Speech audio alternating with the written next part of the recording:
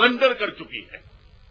उसको लगता है कि अलगाववादी नाराज ना हो, प्रवोक ना हो, राष्ट्रीय ध्वज को रोकना भी जरूरी है, तो उसको रोक दिया जाएगा।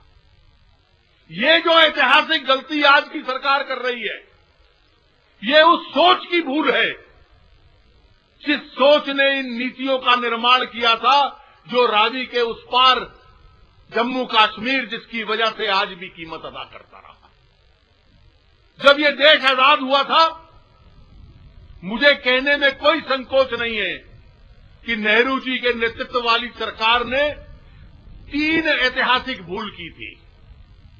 उनकी पहली गलती ये थी कि पाकिस्तान जब बना और वहां से रेफ्यूजी आए, वो राजस्थान में भी बसे, पंजाब, हरियाणा, हिमाचल, दिल्ली, उत्तर प्रदेश, उत्तरांचल, हर इलाके में जाकर बसे थे। कराची और सिंध से आने वाले गुजरात और मुंबई में जाकर बसे थे, लेकिन जम्मू कश्मीर में ना बसे, इसके ऊपर प्रतिबंध लगा दिया था। ये पहली गलती उस सरकार ने की थी। दूसरी गलती उस सरकार ने की थी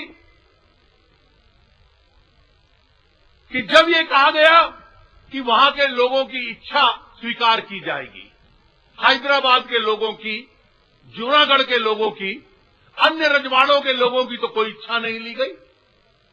वो नेहरू जी की भूल जो प्लेबिसाइड का प्रस्ताव बन गई, संयुक्त राष्ट्र संघ का प्रस्ताव बन गई और इस विषय का अंतर्राष्ट्रीयकरण हो गया। और तीसरी भूल उनकी ये थी कि एक विशेष दर्जा जम्मू कश्मीर को दे दिया जाए। उस वक्त उनकी दृष्टि जो बहुत दूर तक नहीं जाती थी, मायोपिक विजन कहते हैं जिसको, वहां खड़े होकर पंडित जी ने कहा था कि ये तो 370 वो है विशेष दर्जा जो घिसते घिसते घिस जाएगा, लेकिन वो अलग दर्जा जो दिया, आज 63 साल के बाद इतिहास इस बात का गवाह है कि वो अलग दर्जा जम्मू कश्मीर को अलगाववाद की तरफ ले गया। इसी सोच का विरोध डॉक्टर श्यामा प्रसाद मुखर्जी करते थे। जब डॉक्टर श्यामा प्रसाद मुखर्जी ने इस देश की संसद के अंदर अपनी ये राय रखी कि इससे कमजोर होगा और मेरी पार्टी उस वक्त भारतीय जनसंघ इसको स्वीकार नहीं कर सकती,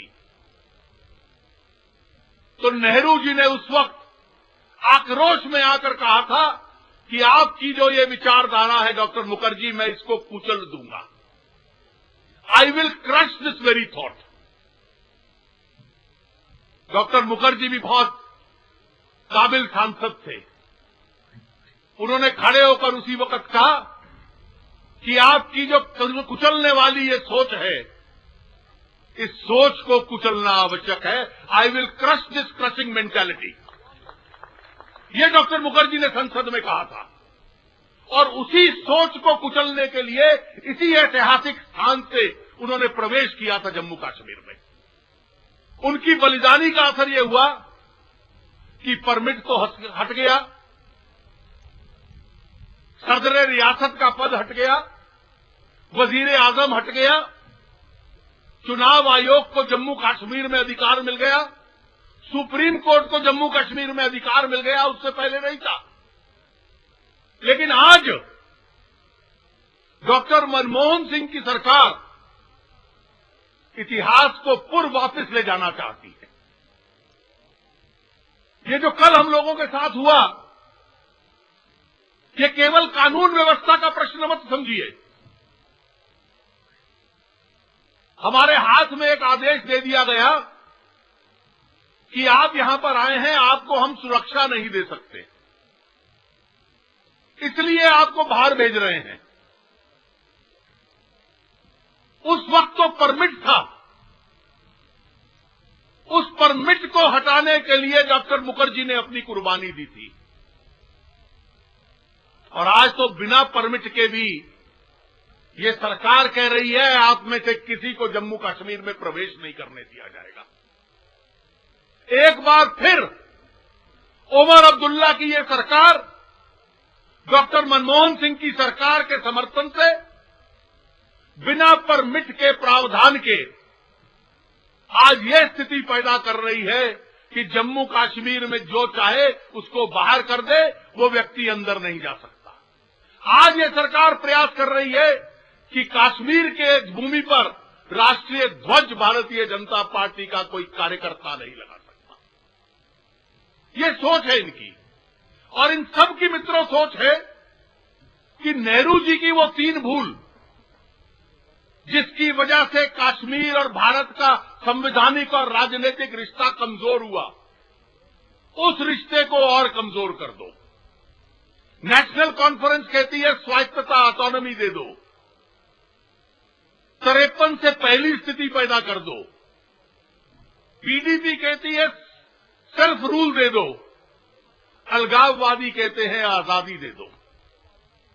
तीनों का अर्थ एक है, और एक अर्थ है कि कश्मीर और भारत के इस राजनीतिक और संवैधानिक रिश्ते को और कमजोर कर दो। उस ऐतिहासिक भूल को सुधारो नहीं, लेकिन उस ऐतिहासिक भूल को और आगे ले जाओ। और ये जो कल हमें वहां से हटाया गया, मैंने एक सवाल पूछा जब गृह मंत्री ने मुझसे बात की, क्या जम्मू भी वॉर जोन बन चुका है? क्या जम्मू भी डिस्टर्ब्ड एरिया है? क्या कठुआ, हीरानगर, सांबा भी डिस्टर्ब्ड एरिया है? उधमपुर भी डिस्टर्ब्ड एरिया है? यहां पर आपने वॉर जोन क्यों बना दिया? जम्मू में इसलिए नहीं करने देंगे क्योंकि हमारे प्रिय अलगाववादी नाराज ना हो जाए। ये सरकार की नीति है। ये वो नीति इस देश को कमजोर करने और तोड़ने का काम करेगी मित्रों। और इस नीति का विरोध करने के लिए, इस सोच को कुचलने के लिए, डॉक्टर मुखर्जी की उस शब्दावली में इस सोच को क्रश करने के लिए हम उसी ऐतिहासिक स्थान पर आ जाए हैं जहां से हम जम्मू कश्मीर के अंदर जाएंगे, विरोध प्रकट करेंगे।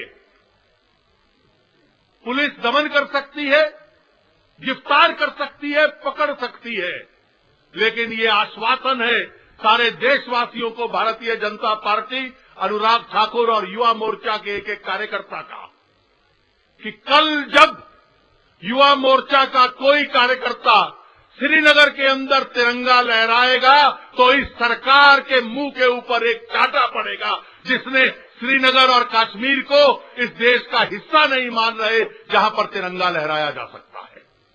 इसकी तैयारी में आदरणीय सुषमा जी के भाषण के बाद हम लोग आगे बढ़ेंगे। मैं केवल एक अंतिम अपील आपसे करूंगा, हम लोग शांतिपूर्ण तरीके से काम करेंगे। कोई घटना नहीं होनी चाहिए, ये हम में से एक एक कार्यकर्ता का फर्ज है। इसलिए फर्ज है कि ये सरकार एक प्रकार से अपना संतुलन खो बैठी है, पैनिक रिएक्शन कर रही है, ओवर रिएक्शन कर रही है। हम उनके इस पैनिक रिएक्शन और ओवर रिएक्शन सही है ये कहने का उनको अवसर नहीं देंगे।